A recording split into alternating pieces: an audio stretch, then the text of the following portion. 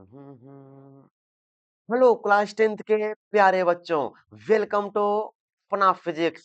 आज की क्लास में हम लेकर आ गए हैं रासायनिक अभिक्रियाएं एवं समीकरण। रासायनिक अभिक्रियाएं एवं समीकरण का गन शॉट रिवीजन लेकर आ गए हैं। सर जी गन शॉट रिवीजन, हाँ तो गन शॉट रिवीजन लेकर आ गए, वन शॉट नहीं, गन शॉट में जो कुछ भी आपको पढ़ाया जा रहा है, सिखाया जा रहा है, अच्छे से तैयार कर लेना। आपके बोर्ड एग्जाम में यहीं से क्वेश्चन बन करके आएगा। आप नीचे देख सकते हो लिखा है पक्का पढ़ लेना, इसी में से आएगा। तो जरूर से यदि आपको रासायनिक अभिक्रिया एवं समीकरण में से प्रश्न पूछा जाएगा तो इस लेक्चर में जरूर पढ़ाया गया होगा। तो धैर्य बना करके आप पढ़ते रहना।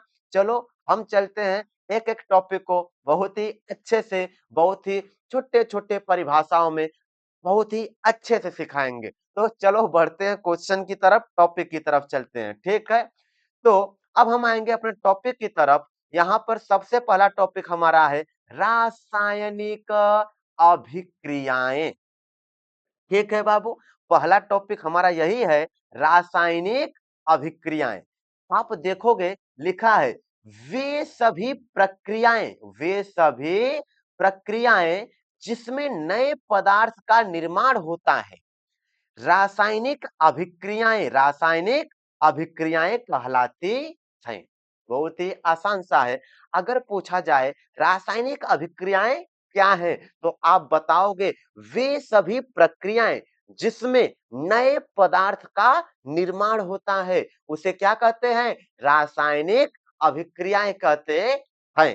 ठीक है, अच्छे से तैयार कर लेना। यहाँ पे देख पाओगे लिखा है H2 गैस यानी हाइड्रोजन गैस किससे अभिक्रिया किया है, ऑक्सीजन गैस से। हाइड्रोजन गैस ऑक्सीजन गैस से अभिक्रिया किया, क्या बना लिया, जल बना दिया, H2O। इसे क्या बोला जाएगा, जल बन जाएगा। ठीक है, जल बोला जाता है। तो नए पदार्थ बना कि नहीं, यहाँ पे हाइड्रोजन, यहाँ पे ऑक्सीजन मिलकर के एक नया पदार्थ बना दिया। तो इस प्रोसेस को या फिर इस प्रक्रिया को हम लोग क्या कहा करते हैं, रासायनिक अभिक्रियाएं कहते हैं। ठीक है, अब बढ़ते हैं आगे के टॉपिक पर। आगे है रासायनिक समीकरण। क्या लिखा है, रासायनिक समीकरण लिखा है।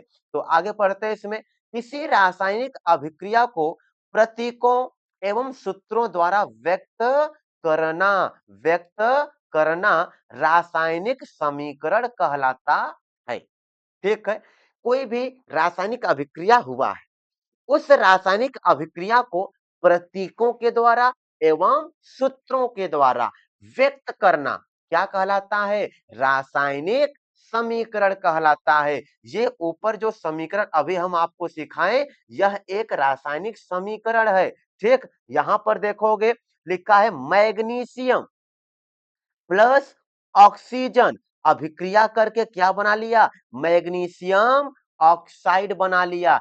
ठीक है, तो ये क्या है, यह क्या है, एक रासायनिक समीकरण है। क्या है, रासायनिक समीकरण है। ठीक है, चलो अब यहाँ पे एक चीज लिखा होगा, देखोगे लिखा है मैग्नीशियम ऑक्सीजन के साथ अभिक्रिया करके मैग्नीशियम ऑक्साइड बनाता है। ठीक, या तो इसी को समीकरण के द्वारा लिख लो। रासायनिक अभिक्रिया को समीकरण के द्वारा लिखना थोड़ा आसान होता है, इसलिए हम लोग प्रतीकों एवं सूत्रों का प्रयोग करके रासायनिक अभिक्रिया को लिखा करते हैं और उसी को हम लोग रासायनिक समीकरण बोल दिया करते हैं। ठीक है, बहुत आसान सा परिभाषा था, आप याद कर सकते हो। ठीक, ध्यान देना आप एक चीज और, अभिक्रिया में भाग लेने वाले जितने भी पदार्थ होते हैं उनको हम लोग अभिकारक बोलते हैं। तो यहाँ पे लिखा गया है क्या, अभिकारक लिखा है। ठीक है, अभिक्रिया में जो लोग भाग लेते हैं यानी कि एक तरीके से कह लो लेफ्ट हैंड साइड वाले क्या हो जाएंगे, अभिकारक हो गए। यहाँ मैग्नीशियम अभिकारक है, O2 यानी ऑक्सीजन गैस अभिकारक है। अभिक्रिया होने के बाद जो नया चीज बना उसे हम लोग उत्पाद बोलते हैं। उत्पाद मतलब प्रोडक्ट, उत्पाद मतलब क्या बना, प्रोडक्ट बनता है। ठीक, अभिक्रिया के पहले अभिकारक, अभिक्रिया के बाद उत्पाद बनता है। ठीक, तो आई होप कि आप समझ पाए होंगे रासायनिक अभिक्रियाएं क्या होती हैं और रासायनिक समीकरण क्या होता है। चलो अब हम बढ़ते हैं आगे की टॉपिक पे, ठीक है ना। अब आगे लिखा है संतुलित रासायनिक समीकरण। क्या लिखा? संतुलित रासायनिक समीकरण। अब कहोगे सर जी, रासायनिक समीकरण को संतुलित करना क्यों आवश्यक है? ठीक है, तो हम आपको यहाँ पर लिख कर लेकर आ गए हैं। रासायनिक समीकरण को इसलिए संतुलित किया जाता है ताकि द्रव्यमान संरक्षण के नियम का पालन हो सके। ठीक, अब कहोगे सर जी द्रव्यमान संरक्षण का नियम क्या होता है? तो याद रख लो, द्रव्यमान संरक्षण के नियम के अनुसार किसी भी रासायनिक अभिक्रिया में अभिकारक का द्रव्यमान उत्पाद के द्रव्यमान के बराबर होगा। ठीक, यहाँ पे लिखा है अर्थात अभिक्रिया के पहले का द्रव्यमान बराबर अभिक्रिया के बाद का द्रव्यमान। अगर कोई आपसे पूछता है रासायनिक अभिक्रिया को या फिर ऐसे बोलो रासायनिक समीकरण को क्यों संतुलित किया जाता है, तो बोल देना रासायनिक समीकरण को इसलिए संतुलित किया जाता है ताकि द्रव्यमान संरक्षण के नियम का पालन हो सके। ठीक है, कोई पूछेगा बताओ द्रव्यमान संरक्षण का नियम, तो बोल देना अभिक्रिया के पहले का द्रव्यमान बराबर अभिक्रिया के बाद का द्रव्यमान। ठीक है, ये है रासायनिक समीकरण को संतुलित। बात है सर जी रासायनिक समीकरण को कैसे संतुलित किया जाए। ठीक है, रासायनिक समीकरण को कैसे संतुलित किया जाए, धैर्य बना के पढ़ना, एक एक चीज सिखाएंगे आपको। यहाँ पे देख रहे हो कि लिखा है धातु। क्या लिखा है? धातु लिखा है। ठीक है, यहाँ पे लिखा है धातु, जैसे जिंक, कॉपर, एल्यूमिनियम, मैग्नीशियम। ठीक है, एम जी से मैग्नीशियम, ये एम एन से मैग्नीज हो जाएगा, मैग्नीज, कॉपर, और ये क्या हो जाएगा? बी ए से बेरियम। किसी भी रासायनिक समीकरण को संतुलित करने के लिए सबसे पहले आप क्या करो, उसमें देखो जो धातु है उसे संतुलित करो। समीकरण को जब संतुलित करना होगा तो सबसे पहले किसको संतुलित करना चाहोगे? धातुओं को संतुलित करोगे। किसको संतुलित करोगे? धातुओं को संतुलित करोगे। ठीक, इसके बाद अधातुओं को संतुलित करना। अधातु हम किसको? जैसे फ्लोरीन, क्लोरीन, सल्फर, कार्बन, ऐसे। ये ऑक्सीजन और हाइड्रोजन का नंबर बाद में लगाना। ठीक है, ऑक्सीजन भी अधातु है पर इसका नंबर सब धातु अधातु को संतुलित करने के बाद ऑक्सीजन को संतुलित करना और बाद में हाइड्रोजन को संतुलित करना। सर जी कुछ एग्जांपल बताइए कि हमको अच्छे से समझ में आ जाए। तो एक नीचे एग्जांपल लिखा है, आप देख सकते हो। यहाँ पे जिंक है, इससे अभिक्रिया किया है HCl यानी हाइड्रोक्लोरिक अम्ल से। जब जिंक HCl से अभिक्रिया किया तो यहाँ पे बनाया है जिंक क्लोराइड, ZnCl2 बना लिया। क्या बना लिया है? ZnCl2 बनाया और हाइड्रोजन गैस बनाया। ठीक है, ZnCl2 और हाइड्रोजन गैस। इसको संतुलित करने के लिए सबसे पहले धातुओं को संतुलित करोगे। इसमें धातु कौन है? कौन है धातु? जिंक है। कौन है धातु? जिंक है। ठीक है, तो जिंक यहाँ पर एक है, यहाँ पर जिंक कितना है? एक, यानी जिंक पहले से क्या है? संतुलित है। ठीक, अब हम बात करेंगे क्लोरीन का, क्योंकि हाइड्रोजन का नंबर देखो लास्ट में आता है। बात करेंगे क्लोरीन, यहाँ पे एक है, यहाँ पे क्लोरीन दो है। इस क्लोरीन को दो करने के लिए कभी भी रासायनिक समीकरण को संतुलित करने के लिए संख्या कोई भी आगे लिखा जाता है, तो यहाँ पे दो लिख देंगे। ठीक, यहाँ पे भूल कर भी दो मत लिखना, ये गलत है ना। यहाँ पर भूल करके दो नहीं लिखने का ना। तो ये दो HCl हो गया, ये Cl2 दो ठे हो गया। अब हम बात करें हाइड्रोजन दो ठे है, यहाँ पे दो हाइड्रोजन हो गया, यहाँ पे दो हाइड्रोजन। यह रासायनिक अभिक्रिया क्या हो गई? संतुलित हो गई। सर जी और भी एग्जाम्पल बताइए, एक से नहीं समझ में आया। तो ठीक है, चलो और भी एग्जाम्पल हम लेकर आ गए हैं। ठीक, यहाँ पे है HNO3 यानी नाइट्रिक अम्ल है, कैल्शियम हाइड्रोक्साइड है ना। ये दोनों अभिक्रिया करेंगे, ये दोनों अभिक्रिया करेंगे तो कैल्शियम नाइट्रेट CaNO3 का होल ट्वाइस बनाता है, इसके साथ H2O यानी कि जल बन जाता है। क्या बन जाता है? जल बन जाता है। आओ इसे हम क्या कर देते हैं? संतुलित। सबसे पहले किसको संतुलित करेंगे? धातु। यहाँ पर धातु कौन है? कैल्शियम। कौन है? कैल्शियम। यहाँ पे कैल्शियम एक, यहाँ पर भी कैल्शियम एक है, कोई दिक्कत नहीं। आगे आ जाओ। अब कैल्शियम के बाद कौन आया? यहाँ पे नाइट्रोजन। ऑक्सीजन और हाइड्रोजन नंबर बाद में आएगा। अब बात करेंगे नाइट्रोजन। यहाँ पर नाइट्रोजन कितना है? एक। यहाँ पर नाइट्रोजन का देखोगे NO3 का होल ट्वाइस। ये वाला जो टू है ना, किसका? नाइट्रोजन का भी है और ऑक्सीजन का भी है, इसीलिए तो कोष्टक लगा है। ये वाला दो नाइट्रोजन का भी है, ऑक्सीजन का भी है। ऑक्सीजन 3 दूनी 6, ऑक्सीजन 6 हो जाएगा और नाइट्रोजन 2 रहेगा। समझ पाए होगे? यानी कि हम बात करें तो कैल्शियम, कैल्शियम संतुलित था। नाइट्रोजन यहाँ पे कितना? 2। यहाँ पर नाइट्रोजन 2 करने के लिए इसके सामने क्या लगाओगे? 2 लगा दोगे। ठीक है। अब कैल्शियम भी संतुलित हो गया, नाइट्रोजन भी संतुलित हो गया। किसका नंबर आएगा? ऑक्सीजन का। ऑक्सीजन ध्यान दो, यहाँ पे 3 लिखा है, ये 3 का गुणा 2 में करो, सामने जो भी रहेगा गुणा कर देते हैं। 3 दूनी 6 ठे। यहाँ पे कितना ऑक्सीजन है? 6 ठे। इधर आ जाओ, ये वाला 2 ठे हाइड्रोजन यहाँ पर। अच्छा, हाइड्रोजन अभी नहीं, ऑक्सीजन था ना। यहाँ पे ये 2 ठे क्या हो गया? ऑक्सीजन, यानी 2 ठे यहाँ ऑक्सीजन हो गया। कुल मिलाकर के कै ठे हो गया? 8 ठे ऑक्सीजन हो गया। इधर आ जाओ, 3 दूनी 6, 3 दूनी 6 ठे ऑक्सीजन है और इधर एक ही ऑक्सीजन है, तो यहाँ पे 2 लगा दो, तो यहाँ पे 2 ठे ऑक्सीजन हो जाएगा। ठीक है, यानी ऑक्सीजन को संतुलित करने के लिए हम लोग यहाँ पे 2 लगा। अब हम बात करेंगे किसका? हाइड्रोजन का बात करेंगे। किसका बात करेंगे? यहाँ पे 2 लगा लो भैया, पहले 2 लगा लो, ये मत हटाओ। ठीक है, अब हम बात करेंगे किसका? हाइड्रोजन का बात करेंगे ना। हाइड्रोजन गिनो, 2 दूनी 4, 2 दूनी 4 हाइड्रोजन हो जाएगा। ठीक है, इधर हाइड्रोजन है नहीं, इधर हाइड्रोजन 2 ठे, यहाँ पर 2 हाइड्रोजन, यानी यह रासायनिक अभिक्रिया संतुलित हो गया। गिन लो, सब बराबर है। ठीक, सबसे पहले धातु को संतुलित करो, फिर अधातु को, फिर ऑक्सीजन, फिर हाइड्रोजन को। ऑक्सीजन फिर हाइड्रोजन अधातु होता, लेकिन इनका नंबर बाद में लगा। इधर आ जाओ, बात करेंगे BaCl2 है, H2SO4 से अभिक्रिया करेगा। यहाँ BaA, एक काम करो, ये वाला एक एक काट दो, ये वाला ए नहीं है। BaSO4 बन जाएगा और क्या बन जाएगा? HCl। इसे संतुलित करने के लिए आप पहले क्या करोगे? धातुओं को संतुलित करोगे। धातु यहाँ पे क्या है? Ba से क्या होता है? बेरियम। यहाँ पे क्या थे? बेरियम एक थे, यहाँ पर भी बेरियम क्या थे?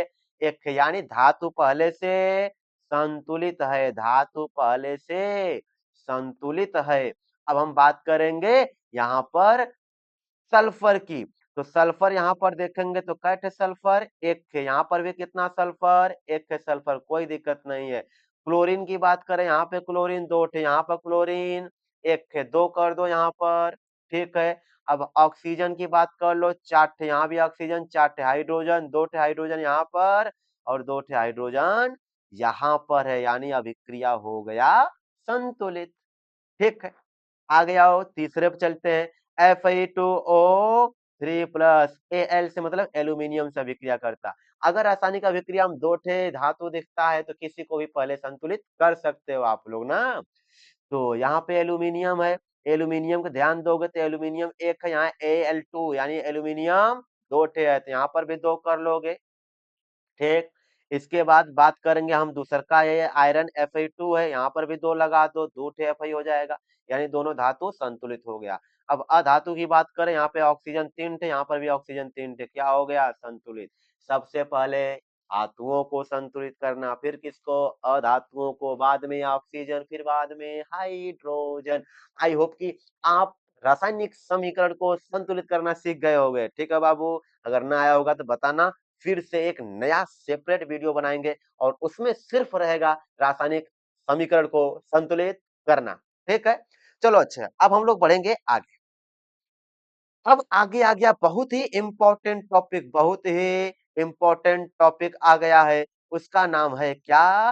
रासायनिक अभिक्रियाओं के प्रकार, टाइप्स ऑफ केमिकल रिएक्शंस, रासायनिक अभिक्रियाओं के प्रकार। धैर्य बना के कॉपी पेन निकाल लेना, अच्छे से पढ़ाई लिखाई करते रहना, ठीक है। हाँ, ये ना कि सोए सोए से देखे जा रहे हो, नहीं सोए सोए जागू मैं, नहीं नहीं, पढ़ाई करना अच्छे से, ठीक है। अब हम बात करेंगे रासायनिक अभिक्रियाओं के प्रकार की बात करेंगे। तो रासायनिक अभिक्रियाओं के प्रकार में पहला प्रकार हम आपको सिखाएंगे संयोजन अभिक्रिया। यहां से समझ जाओ, एकदम स्टार पॉइंट लगा लो, बहुत ही इंपॉर्टेंट टॉपिक ये सब चल रहे हैं, ठीक है। संयोजन अभिक्रिया, इसको बोला जाता है कॉम्बिनेशन रिएक्शन। कौन सा रिएक्शन? Combination reaction. संयोजन अभिक्रिया क्या है? ऐसी अभिक्रियाएं ऐसी अभिक्रियाएं जिसमें दो या दो से अधिक, ये अधिक में एक ये निकाल दो, ऐसे काट दो इनको ना।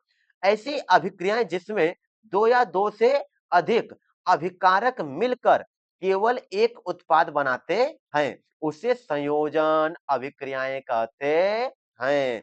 यानी ऐसी अभिक्रियाएं जिसमें दो मिला रहेगा, यानी दो यौगिक रहेगा या दो से अधिक यौगिक रहेगा, वो सब मिल करके सिर्फ एक यौगिक बनाएगा, उसे हम लोग क्या कहेंगे? संयोजन अभिक्रिया। सर जी कैसे याद करें? तो आप याद करो कि पनीर बनता है, तेल मसाला नमक हल्दी पनीर पानी नमक मर्चा कुल नमाता है, बनता क्या? खाली पनीर। यानी मजे का आइटम मिला के खाली एक पनीर बन गया, यानी संयोजन हो गया। ठीक उसी तरीके से ऐसी अभिक्रियाएं जिसमें दो या दो से अधिक पदार्थ मिल करके सिर्फ एक उत्पाद बनाता है, तो उसे क्या बोलेंगे? संयोजन अभिक्रियाएं बोलते हैं, या फिर संयोजन अभिक्रिया बोलते हैं, ठीक है। यहाँ पे लिखा है देखो, ए पहला पदार्थ, बी दूसर का पदार्थ, मिल करके क्या बनाया है? ए बी एक सिंगल प्रोडक्ट, यानी एक के सिंगल अकेला उत्पाद बना है, तो इसे क्या बोलेंगे? संयोजन अभिक्रिया का उदाहरण बोलेंगे, ठीक है बाबू। जैसे कुछ एग्जांपल है, मैग्नीशियम Mg हो गया, ऑक्सीजन O2 हो गया। यानी मैग्नीशियम का जब दहन कराते हैं, मैग्नीशियम का क्या कराते हैं? दहन। दहन मतलब ऑक्सीजन से अभिक्रिया करेगा, ठीक है। तो मैग्नीशियम जब ऑक्सीजन से अभिक्रिया करता है तो मैग्नीशियम ऑक्साइड बना, क्या बन गया है? मैग्नीशियम ऑक्साइड बन गया। अगर हम कलर चेंज कर दूं तो ये तो बन गया दिल, ये तो बन गया दिल। मैग्नीशियम ऑक्साइड बन गया। मैग्नीशियम ऑक्सीजन से अभिक्रिया करके क्या बन जाता है? मैग्नीशियम, अच्छा सुई भी कुछ आ गया, मैग्नीशियम ऑक्साइड बन गया। इसके साथ साथ हीट भी निकलता है, कोई बात नहीं, लेकिन एक पदार्थ बना खाली ना, सिर्फ एक ही बनाना, संयोजन अभिक्रिया हो गया। कैल्शियम ऑक्साइड है, जल के साथ अभिक्रिया किया, कैल्शियम ऑक्साइड जल के साथ अभिक्रिया किया, कैल्शियम हाइड्रोक्साइड बनाता है। क्या बनाता है? कैल्शियम हाइड्रोक्साइड बनाया, कि सिर्फ एक उत्पाद बनाया, अतः यह एक संयोजन अभिक्रिया का उदाहरण है। आई होप कि आप संयोजन अभिक्रिया सीख पाए होंगे और उसके कुछ एग्जांपल याद कर लेना, परीक्षाओं में पूछता है, ठीक है बाबू। चलो बढ़ते हैं आगे क्वेश्चन पर या आगे के टॉपिक पर। अब हम इसी का उल्टा सिखाएंगे, वियोजन अभिक्रियाएं। क्या सीखोगे अब? वियोजन अभिक्रियाएं, यानी कि डिकम्पोजिशन रिएक्शन बोलते हैं। पढ़ोगे या क्या है? पढ़ो। ऐसी अभिक्रिया ए लिख लो, ऐसी अभिक्रियाएं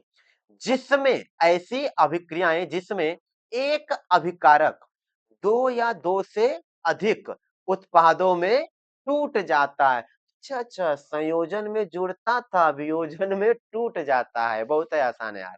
देखो, ऐसी अभिक्रियाएं जिसमें एक अभिकारक दो या दो से अधिक उत्पादों में टूट जाता है, वियोजन अभिक्रिया कहलाती है, ठीक है। या फिर ऐसी अभिक्रिया जिसमें एक अभिकारक दो या दो से अधिक उत्पादों में टूट जाता है, वियोजन अभिक्रिया कहलाती। ध्यान देना कैसे।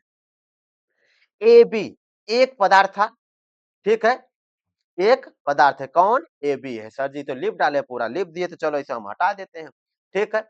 ऐसी अभिक्रिया जिसमें एक अभिकारक दो या दो से अधिक उत्पादों में टूट जाता है। ध्यान देना, ए बी एक अभिकारक है, अकेला है। उत्पाद में देखो, एक लोग मिल गया, दो लोग मिल गया, ठीक है, एक मिला, टूट करके दो ठे बन गया यानी वियोजन। वियोजन मतलब टूटना, टूटना, डिकम्पोज हो जाना यानी टूट जाना। ठीक है, अब हम बात करेंगे वियोजन अभिक्रिया के प्रकार की बात करें। वियोजन अभिक्रिया कई प्रकार की होती है? 3 प्रकार की होती है। कितनी प्रकार की होती है?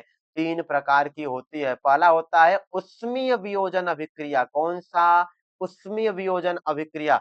दूसरा वैद्युत। वैद्युत में आप ये वाला द मत बताना, ऐसे लिखना है इसे, वै वैद्युत। ठीक है बाबू, हाँ, वैद्युत, इस वाला वैद्युत को नहीं, इसको लिखना ना, वैद्युत वियोजन अभिक्रिया। और तीसरे नंबर पे आता है प्रकाश वियोजन अभिक्रिया। यानी वियोजन मैंने टूटना होता है, एक अभिकारक दो या दो से अधिक उत्पादों में टूट जाता है तो उसे वियोजन अभिक्रिया कहते हैं। वियोजन अभिक्रिया कई प्रकार की होती है? तो वियोजन अभिक्रिया कई प्रकार का? 3 प्रकार का होता है। कई प्रकार का? 3 प्रकार का होता है। पहला कौन सा होता है? उष्मीय वियोजन अभिक्रिया। कौन सा? उष्मीय वियोजन। दूसरा वैद्युत वियोजन। तीसरा प्रकाश वियोजन। याद कर लेना, उष्मीय वैद्युत प्रकाश, उष्मीय वैद्युत प्रकाश, उष्मीय वियोजन अभिक्रिया, वैद्युत वियोजन अभिक्रिया और प्रकाश वियोजन अभिक्रिया। अब एक एक करके तीनों को हम लोग पढ़ेंगे। ठीक है, अब आता है पहला उष्मीय वियोजन अभिक्रिया। ठीक है, उष्मीय वियोजन अभिक्रिया की बात आती है।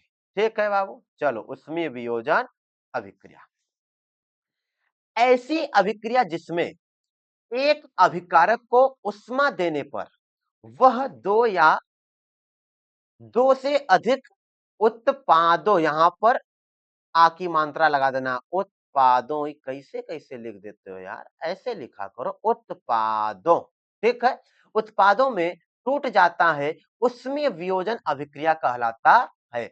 ऐसी अभिक्रिया जिसमें, ऐसी अभिक्रिया जिसमें एक अभिकारक को उष्मा देने से, ठीक है, या उष्मा देने पर वह दो या दो से अधिक उत्पादों में टूट जाता है, उष्मीय वियोजन अभिक्रिया कहलाता है। यानी एक अभिकारक रहेगा, उसे क्या दिया जाएगा? उष्मा देंगे और वो दांत चियार देगा। अरे नहीं नहीं, टूट जाता है, दांत नहीं चियारेगा, टूट जाता है जी। यानी कि यहाँ पे देखो कैल्शियम कार्बोनेट है, कैल्शियम कार्बोनेट अकेला है ना, इसे दिया जाएगा उष्मा। उष्मा मतलब ऐसे त्रिभुज में बन जाएगा ना, समझ जाओ उष्मा दिया गया है। कैल्शियम कार्बोनेट को जब उष्मा दिया जाता है, यहीं लिख भी देते हैं इसे उष्मा।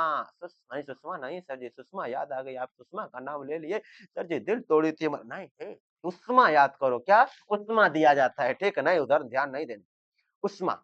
जब कैल्शियम कार्बोनेट को उष्मा दिया जाता है तो यह कैल्शियम ऑक्साइड बन जाता है और कार्बन डाइऑक्साइड बन जाता है। एक लोग था यानी एक अभिकारक था, दो लोग में टूट गया, उष्मा देने से टूटा है, यानी उष्मीय वियोजन अभिक्रिया हो गया। यानी उष्मीय वियोजन में एक अभिकारक को उष्मा दोगे और चाक से टूट जाएगा, सही दिल नहीं टूटेगा, चाक से पदार्थ टूट जाएगा, यानी वो क्या हो जाएगा? उष्मीय वियोजन अभिक्रिया हो जाएगा। दूसरा FeSO4 आयरन सल्फेट हो गया ना, जब इसको हीट दिया जाएगा, हीट मतलब अच्छा हीट यहाँ पे अंग्रेजी में लिखा गया है। ठीक है, हीट मतलब उष्मा, हीट माने उष्मा, इसको भी ऐसे त्रिभुज बना लो, मतलब गर्म किया जा रहा है। जब उष्मा देंगे तो यहाँ पे Fa2O3 बन जाता है, SO2 सल्फर डाइऑक्साइड बन जाता है, SO3 यानी सल्फर ट्राइऑक्साइड बन जाता है। तीन मिला में टूट गया है, यानी उसमें वियोजन अभिक्रिया है क्योंकि उष्मा दिया गया।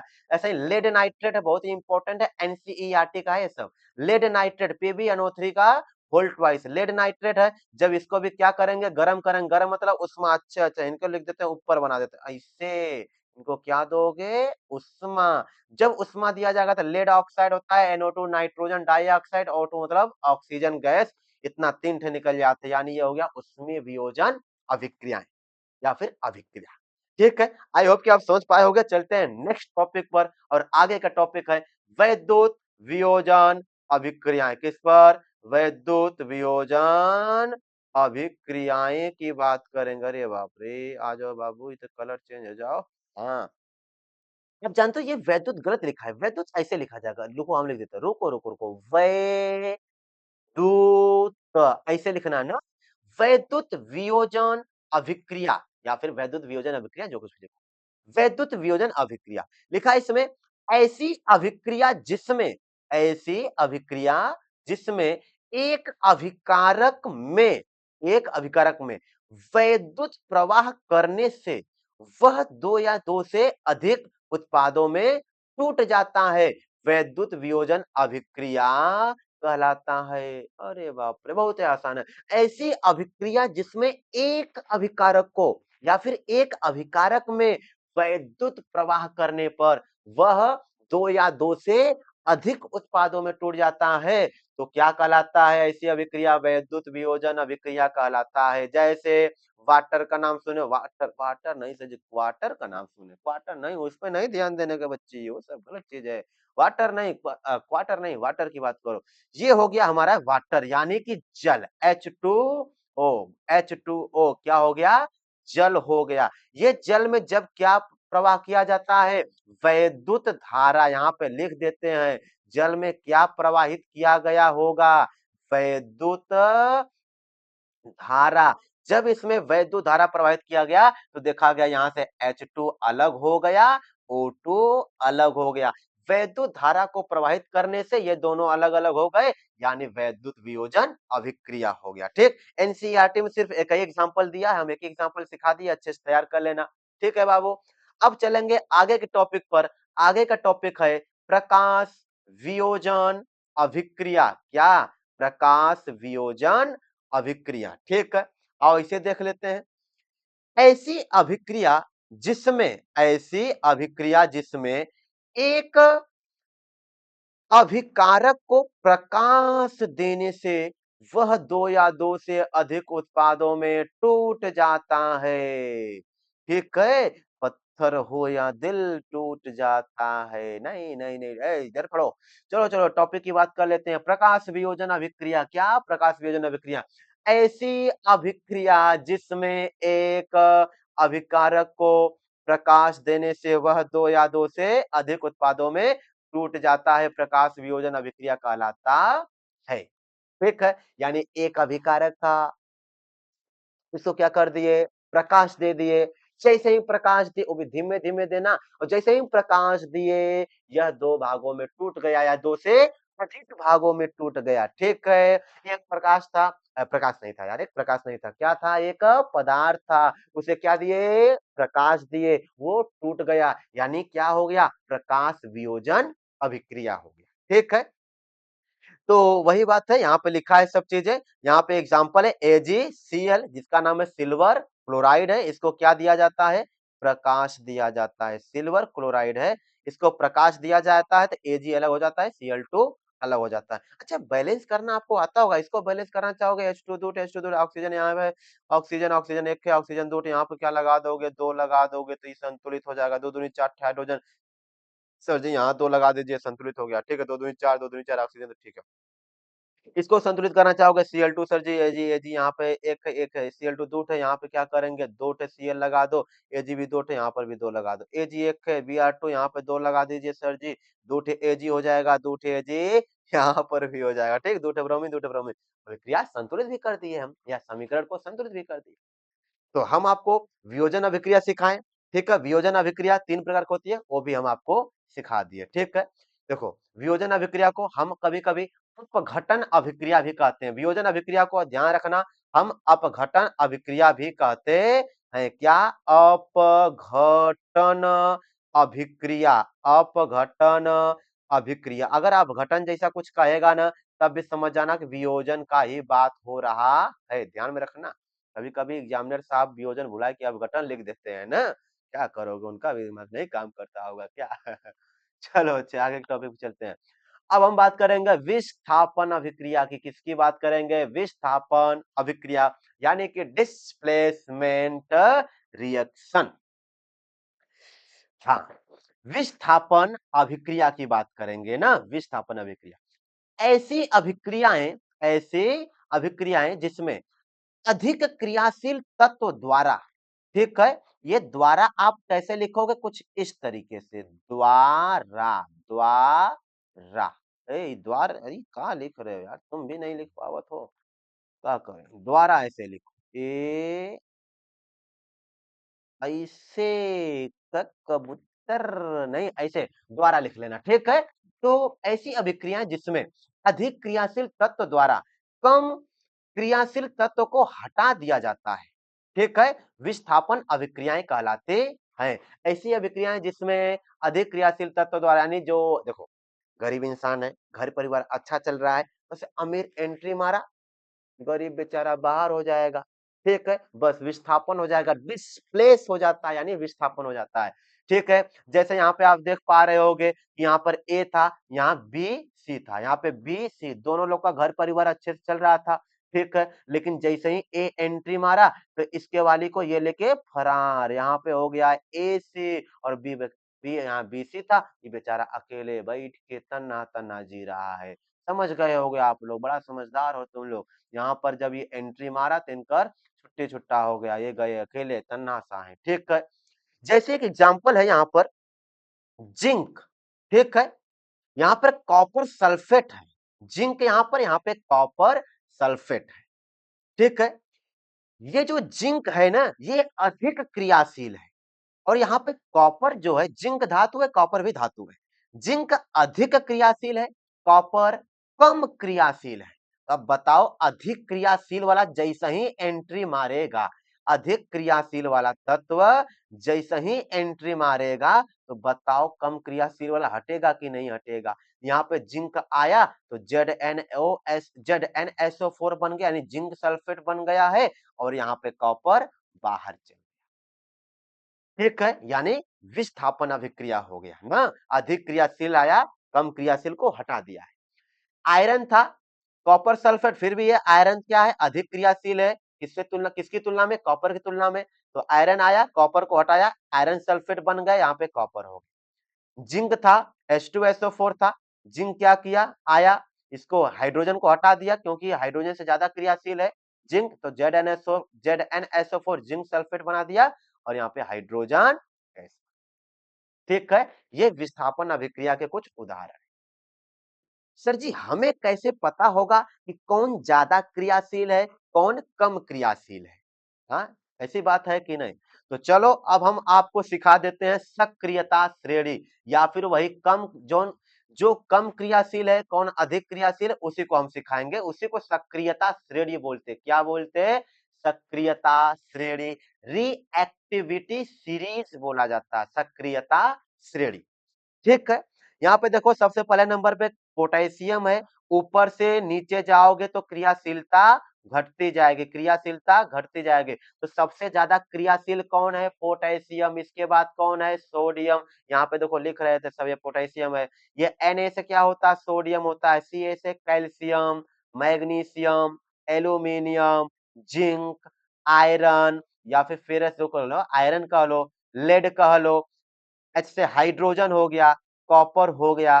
ठीक है, फिर Hg से पारा हो गया, Ag से चांदी हो गया, और सोना, Au से सोना हो गया। बस इतना ही हम लोग के सिलेबस में है। आप कहेंगे सर जी, इसको याद करने का ट्रिक क्या है? ट्रिक हम बहुत ही एकदम निंजा टेक्निक ट्रिक बताए हम। क्या है? क न कामा। क्या है इसका ट्रिक? ध्यान देना, क न कामा।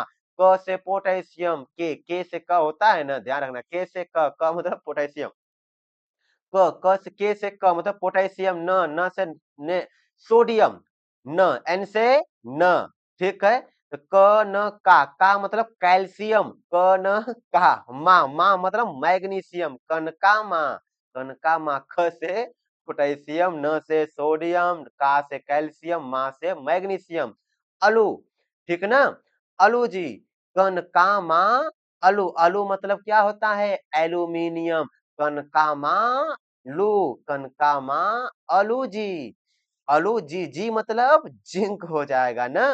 कनकामा अलू जी फाई, फाई मतलब फेरस, फेरस मतलब आयरन लोहा, भाई कह लो। कनकामा अलू जी फाई, कनकामा अलू जी फाई, ल फाई ल से मतलब लेड, लेड मतलब लेड, पीबी से लेड होता है ना। तो कनकामा अलू जी फाइल। फिर इसके आगे लिखा है, हा, अब इसके आगे हाका पाचा, हाका हाका पाचा सोना, हाका पाचा सोना। देखो, एक बार आप लोग पहले लिख लेना इस ट्रिक को, बहुत ही क्या करें, हमें तो बनाया और कौन बनाया है। ठीक, कनकामा अलूजी फाइल, कनकामा अलूजी फाइल, फिर हाका पाचा सोना। तो ऊपर से नीचे आओगे, सक्रियता श्रेणी घटेगा, या आप और भी कोई ट्रिक लगा करके आप इसे अच्छे से याद कर सकते हो। ठीक है, तो चलो बढ़ते हैं सक्रियता श्रेणी। अब इससे इसमें जब मिलाओगे तो आपको पता चलेगा कि इधर जो अभी सिखाए जिंक इनके तुलना में ज्यादा अभिक्रियाशील है, जैसे कॉपर भी है।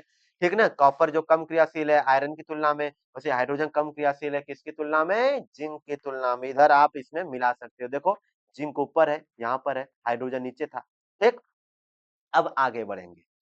अब आगे आता है द्विविस्थापन अभिक्रियाएं। कौन सी अभिक्रियाएं आता है, द्विविस्थापन अभिक्रियाएं। अब ध्यान दो, द्विविस्थापन आप लोग कैसे लिखोगे बता देते हैं। द्विविस्थापन, ये द्विविस्थापन सही है, द्वि ऐसे लिखना, ए द्विविस्थापन, विस्थापन।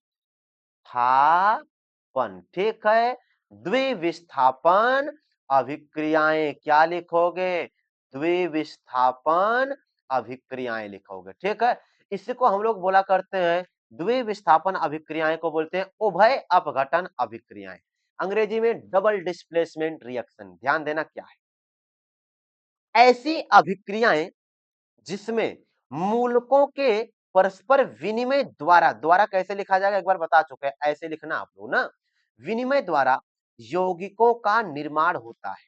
ऐसी अभिक्रियाएं जिसमें मूलकों के परस्पर विनिमय द्वारा यौगिकों का निर्माण होता है, द्विविस्थापन अभिक्रियाएं कहलाती है। ध्यान देना, ऐसी अभिक्रियाएं जिसमें मूलकों के परस्पर विनिमय द्वारा यौगिकों का निर्माण होता है, द्विविस्थापन अभिक्रियाएं कहलाती है। बहुत आसान सा, जैसे यहाँ पे देखोगे Na से सोडियम है, SO4 से सल्फेट है, सोडियम सल्फेट। सोडियम पे प्लस वाला रहता है, सल्फेट पे माइनस वाला, आपको पता है। BaCl2, बी से बेरियम है, प्लस वाला रहेगा। सी से क्लोरीन है, क्लोरीन क्या होता है, माइनस में रहता है। ये जो मूलक हो जाएंगे, समझ गए, मूलक, ये प्लस में माइनस में, प्लस में माइनस, क्या होता है, अदला बदली, मूलकों का अदला बदली हो जाता है, यानी विनिमय हो जाता है। ध्यान देना, भाई सोडियम प्लस वाला चल देगा किसके पास, क्लोरीन के पास चल जाएगा। ये सोडियम किसके पास, क्लोरीन के पास चल जाएगा। तो हाई बेरियम कहता है जब तुम हमारे वाले के ले गए हो तो हम तुम्हारे वाले के लेके जाएंगे। यानी कि ये सोडियम आया क्लोरीन से दोस्ती किया, क्या बना लिया, NaCl बना लिया है। ठीक, इसके बाद ये Ba यानी बेरियम किससे अभिक्रिया किया, SO4 से, क्या बनाया, BaSO4। ठीक ना, तू हमार ले ला, हम तोहार ले ली। यानी कि एक प्लस वाला दूसर के माइनस के पास चल गया और दूसर का प्लस वाला पहले के माइनस के पास आ गया ना, आपस में अदला बदली लोग कर लिए। इसी को बोला जाता है द्विविस्थापन अभिक्रियाएं। ठीक है, आओ दूसरा एग्जांपल हम देख लेते हैं। PbNO3 का होल ट्वाइस लेड नाइट्रेट होता है।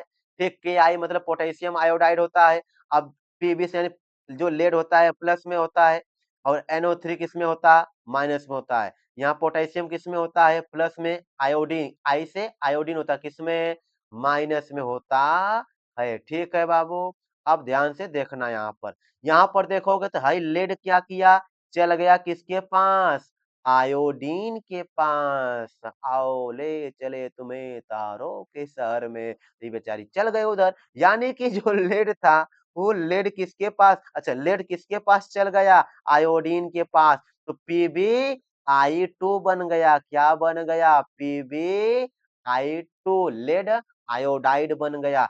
अभी पोटेशियम नहीं मानेगा, कहेगा हम भी नहीं मानेंगे, हम तुम्हारे वाले को लेकर जाएंगे। यानी ये आया पोटेशियम किसके यहाँ, NO3 का ट्वाइस, यानी NO3 के पास आया, तो यहाँ पे बना दिया KNO3। पढ़ाई पे ध्यान दो अच्छे से, हाँ हाँ, फालतू की नहीं सोचने का। तो लेड नाइट्रेट, अच्छा लेड नाइट्रेट यहाँ पर था, पोटेशियम आयोडाइड से अभिक्रिया किया तो अदला बदली हो गया, विनिमय हो गया, यानी कि मूलकों का विनिमय हो गया। यहाँ से लेड आयोडाइड बन गया, यहाँ पर KNO3 पोटेशियम नाइट्रेट बन गया। ठीक है, चलो अब हम बढ़ेंगे आगे के टॉपिक पर। आगे का टॉपिक हमारा है उष्मा शोषी अभिक्रियाएं। कौन सी अभिक्रियाएं, उष्मा शोषी अभिक्रियाएं, एंडोथर्मिक, एंडोथर्मिक रिएक्शन, उष्मा शोषी अभिक्रिया। आगे यहाँ पे लिखा है ऐसी अभिक्रियाएं, ऐसी अभिक्रियाएं जिसमें उष्मा की आवश्यकता होती है, ऊष्माशोषी अभिक्रियाएं कहलाती है। ठीक है, ऐसी अभिक्रिया जिसमें ऊष्मा की जरूरत होती है उसे क्या बोलेंगे? ऊष्माशोषी अभिक्रिया कहते हैं। अगर खाना बनता है, खाना बनाने के लिए ऊष्मा की जरूरत होती है, यानी खाना बनाने के लिए जो भी चीजें बन रही होती है उसमें कौन सी अभिक्रिया हो रही है? ऊष्माशोषी अभिक्रिया हो रही है। क्यों? क्योंकि वहां पे ऊष्मा दे रहे हो। अगर मर अरे नहीं सर जी, हम बिना ऊष्मा खाना बना लेंगे। बना बना के दिखा लो, सबको खिला दो। हाँ हाँ, तो ऊष्माशोषी अभिक्रिया क्या होती है? ऐसी अभिक्रिया जिसमें ऊष्मा का ऊष्मा की जरूरत होती है, यानी ऊष्मा की आवश्यकता होती है, उसे क्या बोलते हैं? ऊष्माशोषी। सर जी आप बोले, हम जरूर पक्का खिलाएंगे, घर पे हम मम्मी को पापा को सबको खिलाएंगे। अरे खिलाओ खिलाओ कुल मिला। तो ऊष्माशोषी अभिक्रिया में क्या होता है? ऊष्मा की जरूरत होती है। जैसे N2 नाइट्रोजन होता है, नाइट्रोजन गैस। N2 क्या है? नाइट्रोजन गैस है। यहाँ पर O2 ऑक्सीजन गैस है। ये दोनों मिला जब अभिक्रिया करेगा ना, तो यहाँ पे NO यानी नाइट्रोजन मोनोऑक्साइड बनता है। अगर उष्मा की जरूरत पड़ती है तो हम लोग उत्पाद की तरफ, इधर वाला उत्पाद होता है ना, उत्पाद की तरफ माइनस लगा के लिख सकते हैं, यानी माइनस उष्मा। या फिर इसी चीज को ऐसे लिख सकते हो आप लोग, N2 प्लस O2 प्लस उष्मा। ठीक है, प्लस उष्मा बराबर NO, यानी हई वाला माइनस उष्मा यह लिखो, चाहे इस वाला माइनस के हल याद होगा तो यार प्लस उष्मा कर लो। ठीक है, अभिकारक की तरफ लिखो तो प्लस उष्मा, उत्पाद की तरफ लिखोगे तो माइनस में उष्मा। ठीक है बाबू, आ जाओ दूसरा, कैल्शियम कार्बोनेट COCO3। अभी हम आपको सिखा के आ रहे हैं, जब इसको क्या करेंगे? गर्म करेंगे, उसमें वियोजन वाला याद करो।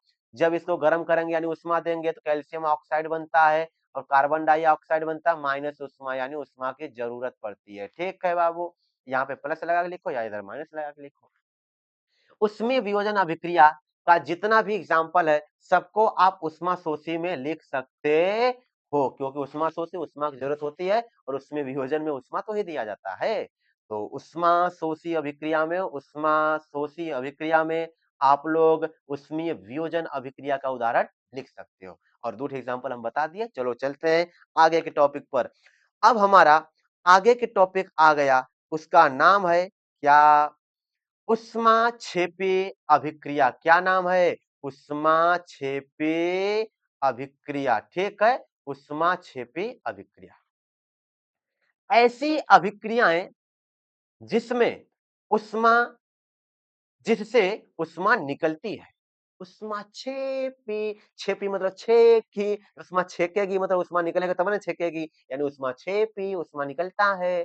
ठीक है, हाँ, ऐसी अभिक्रियाएं जिससे उष्मा निकलती है, उष्मा छेपी अभिक्रियाएं कहलाते हैं। ठीक है, ऐसी अभिक्रियाएं जिससे उष्मा निकलती है उसे क्या कहते हैं? उष्मा छेपी अभिक्रियाएं कहते हैं, या उष्मा छेपी अभिक्रियाएं कहलाती हैं। जैसे मेथेन का नाम सुने होंगे, हाँ खाए हो ना? ना ना सर जी, खाने का नहीं, सुने होंगे, मेथेन गैस होता है। हाँ हाँ, तो मेथेन का जब दहन कराते, दहन मतलब ऑक्सीजन से अभिक्रिया, दहन मतलब ऑक्सीजन से अभिक्रिया, दहन मतलब ऑक्सीजन से अभिक्रिया।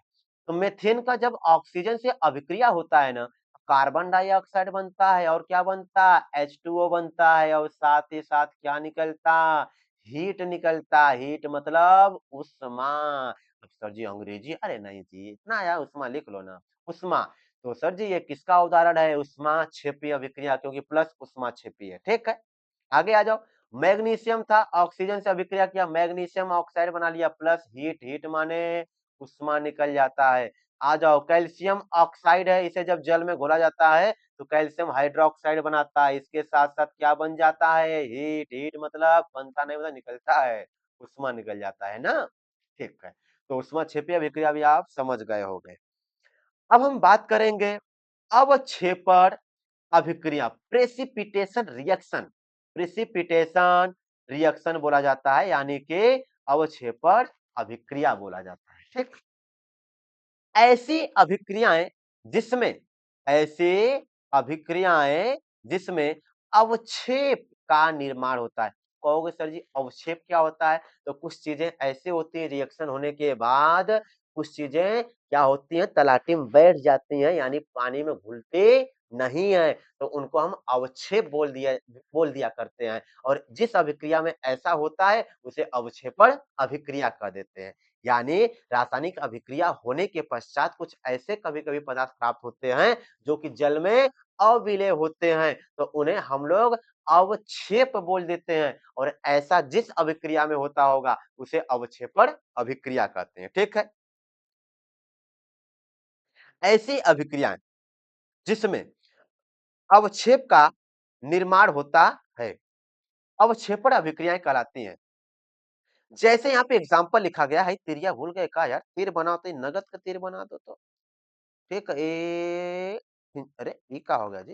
ए टी टी तो देखो यहाँ पे sodium sulphate Na2SO4 sodium sulphate है, BaCl2 यानी बेरियम क्लोराइड है, ठीक है ना? जब ये अभिक्रिया करता है तो बनाता है BaSO4 BaSO4 ये बेरियम सल्फेट और NaCl सोडियम क्लोराइड। सर जी ये तो अभिक्रिया बताया, तो ये तो किसका एक उदाहरण था? ये द्विविस्थापन अभिक्रिया। देखो Ba गया किसके साथ? SO4 के साथ। फिर सोडियम आया किसके साथ? घुमा के इसे यहाँ आ गया क्लोरीन के साथ। यानी ये द्विविस्थापन अभिक्रिया का भी उदाहरण है और अवक्षेपण अभिक्रिया का भी उदाहरण है, क्योंकि ये जो BaSO4 है ना, यह एक अवक्षेप ही है। यह क्या है? अवक्षेप है। ठीक है, यह एक अवक्षेप है। ठीक है, तो अवक्षेप का निर्माण होगा तो अवक्षेपण। चलो आगे बढ़ते हैं ना। अब हम बात करेंगे ऑक्सीकरण अभिक्रिया की। किसकी बात करेंगे? ऑक्सीकरण अभिक्रिया की बात करेंगे ना। ऑक्सीकरण अभिक्रियाएं, ठीक। ऐसी अभिक्रियाएं ऐसी अभिक्रियाएं जिसमें ऐसी अभिक्रियाएं जिसमें पहला पॉइंट लिखो, पहला पॉइंट है ऑक्सीजन का योग होता है, यानी ऑक्सीजन जुड़ेगा। दूसरा पॉइंट लिखो, हाइड्रोजन की कमी होती है, दूसरा पॉइंट है। और तीसरा पॉइंट है इलेक्ट्रॉन की कमी होती है। ठीक, आप चाहो तो ये दो ये पॉइंट लिख सकते हो, कोई दिक्कत नहीं। ऑक्सीकरण में ऑक्सीकरण मतलब ऑक्सीजन का योग होगा तो हाइड्रोजन भागेगा। आओ जी, ऑक्सीजन, ऑक्सीकरण में ऑक्सीजन आएगा, हाइड्रोजन जाएगा। ठीक है, या फिर लिख लो यहाँ पर इलेक्ट्रॉन की क्या हो जाएगी? कमी हो जाएगी ना। और ऑक्सीकरण को हम लोग उपचयन उपचयन अभिक्रिया भी कहते हैं, उपचयन अभिक्रिया भी कहते हैं। ठीक है बाबू, यहां पर देखोगे कॉपर है। ये कॉपर जब ऑक्सीजन से अभिक्रिया किया तो बन गया क्या? कॉपर ऑक्साइड बन गया है। तो ध्यान दोगे तो यहाँ पर कॉपर था, यहाँ पे कौन था? अकेले तन्नासा कौन था? कॉपर। यहाँ पे ऑक्सीजन जुड़ गया, ऑक्सीजन जुड़ गया। जब ऑक्सीजन जुड़ गया तो बताओ, कॉपर में ऑक्सीजन जुड़ गया तो यहाँ पर क्या हुआ है? ऑक्सीकरण हुआ है। ऑक्सी करण अभिक्रिया हुआ या फिर ऑक्सीकरण हुआ, ऑक्सीडेशन। ठीक है, एक चीज और ध्यान रख लो, जिसका ऑक्सीकरण हुआ है उसे हम अपचायक कहते हैं। यानी यहाँ पे अपचायक कौन है? कॉपर। इसको क्या बोला जाएगा? अपचायक बोला जाएगा। ठीक है, अपचायक। ठीक, ऑक्सीकारक अपचायक होता है। जिसका ऑक्सीकरण हुआ होगा उसे हम अपचायक के नाम से जानते हैं। तो कॉपर क्या हो गया? यहाँ पर अपचायक हो गया। ठीक है बाबू, चलो आगे बढ़ते हैं। ऑक्सीकरण समझ गए होंगे। अब आते हैं अपचयन अभिक्रिया, इसको बोलते हैं रिडक्शन रिएक्शन। ऐसी अभिक्रियाएं जिसमें ऐसी अभिक्रियाएं जिसमें हाइड्रोजन का योग होता है, ऑक्सीजन की कमी होती है, इलेक्ट्रॉन की अधिकता होती है, उसे हम लोग क्या बोला करते हैं? अपचयन अभिक्रियाएं बोला करते हैं। ठीक है, उसे हम लोग क्या बोला करते हैं? अपचयन अभिक्रियाएं कहते हैं। जैसे कॉपर ऑक्साइड है, ठीक है बाबू, कॉपर ऑक्साइड हाइड्रोजन से अभिक्रिया करेगा, क्या बनाएगा? कॉपर बनाएगा और H2O मतलब जल बनाएगा। यहाँ पर कॉपर ऑक्साइड से क्या बन गया है? कॉपर बन गया। ऑक्सीजन जो दूर चल गया, निकल गया, यानी अपचयन हुआ है। क्या हो गया है? अपचयन हो गया है। ठीक है बाबू, थोड़ा सा रुक जाओ तो। हाँ, चलो, ठीक।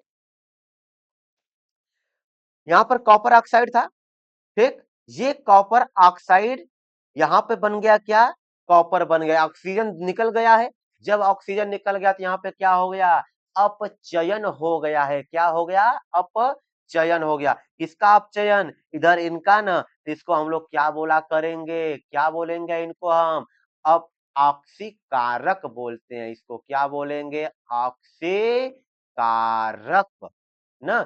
जिसका अपचयन उसे ऑक्सीकारक, उल्टा होता है, अपचयन वाले को ऑक्सीकारक और ऑक्सीकरण वाले को अपचयक।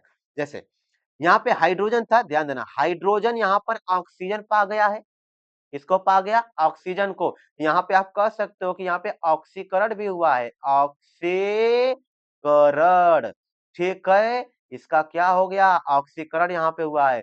और यहाँ पे किसका ऑक्सीकरण हुआ, हाइड्रोजन का। तो इसे हम लोग क्या बोल सकते हैं, अपचायक, अपचायक बोलेंगे। यानी कि जिसका अपचयन उसे ऑक्सीकारक, जिसका ऑक्सीकरण उसे अपचायक बोलते हैं, उल्टा।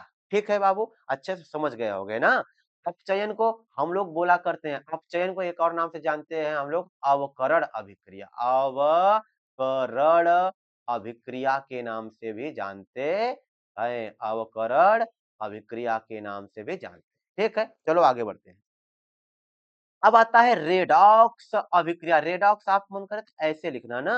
अच्छा अच्छा, रुका थोड़ी कलर चेंज कर ली हो, कैसा कलर आ गया है ना। तो अब हम बात करेंगे रेडॉक्स अभिक्रिया की ना।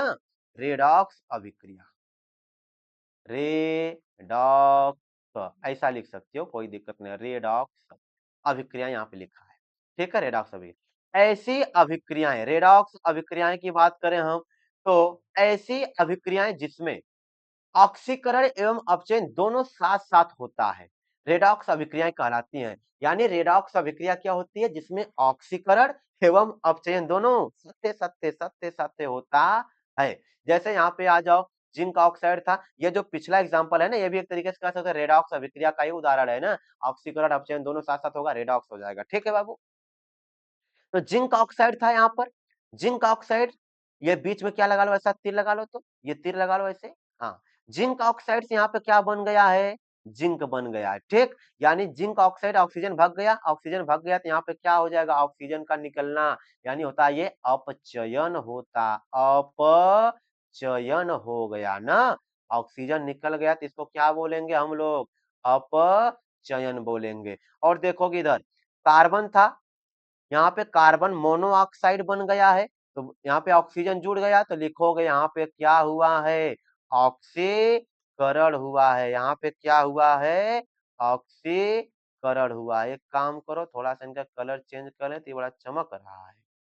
ठीक है, आ जाओ व्हाइट से। जिंक ऑक्साइड था, यहाँ पे जिंक बन गया, यानी कि एक तरीके से कह सकते हो अपचयन हो गया, अपचयन हुआ है। और यहाँ पे कार्बन था, तो बन गया कार्बन मोनोऑक्साइड, ऑक्सीजन जुड़ गया, यानी यहाँ पे क्या हो गया, ऑक्सीकरण हो गया है ना। जिसका ऑक्सीकरण हुआ है, ऑक्सीकरण इसका हुआ है, ऑक्सीकरण जिसका हुआ उसे हम लोग क्या बोलते हैं, अप चायक बोलते हैं। और इधर जिंक ऑक्साइड में जिंक का क्या हो गया है, अपचयन हो गया है ना। जिंक का अपचयन मतलब यहाँ पे ये क्या हो गया, ऑक्सीकारक हो गया, ऑक्सीकारक हो गया। ठीक है, हाँ। तो यहाँ पर देख रहे होगे ऑक्सीकरण अपचयन दोनों हो गया, अतः इसे रेडॉक्स अभिक्रिया के नाम से जानते हैं। ठीक है, आई होप कि आप समझ पाए होंगे। चलते हैं आगे के टॉपिक पर ना बाबू, अच्छे से तैयार करना, हाँ, धैर्य बना के पढ़ते रहना।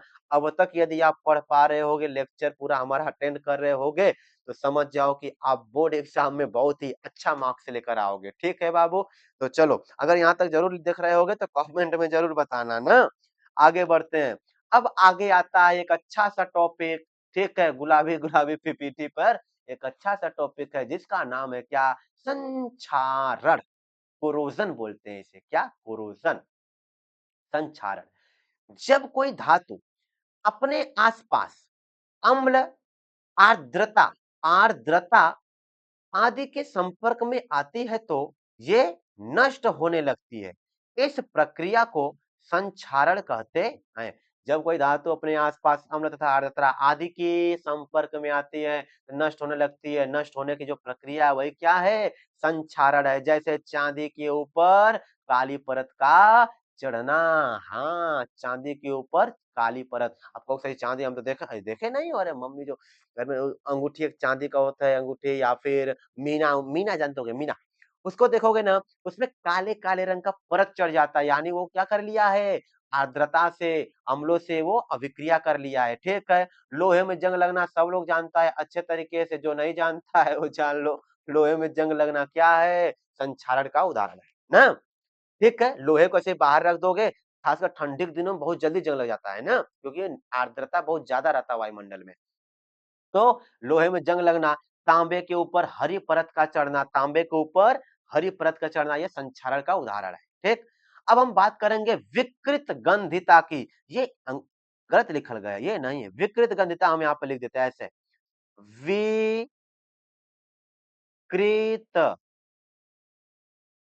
गंधिता, रेंसिडिटी बोलते हैं इसे। ठीक। रेंसिडिटी, विकृत गंधिता क्या है? खाद्य, खाद्य ऐसे लिखना आप लोग, खाद्य। ठीक। खाद्य पदार्थों में उपस्थित तेल तथा वसा के, तेल तथा वसा के मंद ऑक्सीकरण से उनके स्वाद तथा गंध का बदल जाना ऑक्सीकरण कहलाता है। आप लोग जैसे घरे कबो गर्मी के दिनों में अक्सर देखने को मिलता है कि सुबह तक खाना महक हो जाता है। तो मान लो शाम के टाइम पनीर बन गया या और कोई आइटम बन गया, ठीक है, जो बच गया, सुबह के लिए रख दोगे। अब अगर वो कहीं पर भूल गए, खुला छोड़ दिए उसे, ठीक है, मान लो इसे टोपे सहित रख दिए। अब ऑक्सीजन, आर्द्रता आदि के या अम्ल जो कुछ भी अपना तेल वसा उसमें ये है, ठीक है, वो ऑक्सीकृत होगा, यानी ऑक्सीजन जो बाहर घूम रहा है ना वायुमंडल में, वो ऑक्सीजन जाता उसे क्या कर लेता? अभिक्रिया कर लेता। अभिक्रिया करने के बाद उसका स्वाद बदल जाता है, उसका गंध बदल जाता है। इसी को हम लोग क्या कहते हैं?